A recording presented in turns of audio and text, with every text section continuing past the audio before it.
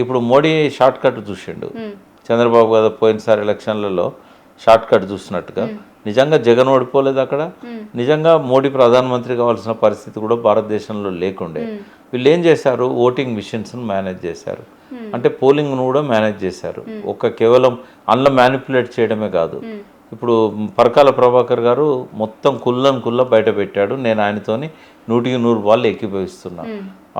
ఆ రోజు 5 గంటల దాకా పోలైన ఓట్ల కంటే రాత్రి 1 గంట దాకా పోలింగ్ అవుతుంది. ఇప్పుడు నువ్వు లాస్ట్ క్యూలో నిలబడ్డ వ్యక్తి మాట 2 గంటలలో ఓటేస్తాడు. మరి రాత్రి 1 గంట 1:30 దాకా ఎట్లా ఓటేస్తాడు? 9 దాకా పోలైన ఓట్లు తక్కువ ఉంటాయి, 9 తర్వాత ఎక్కువ అవుతాయి రాత్రి.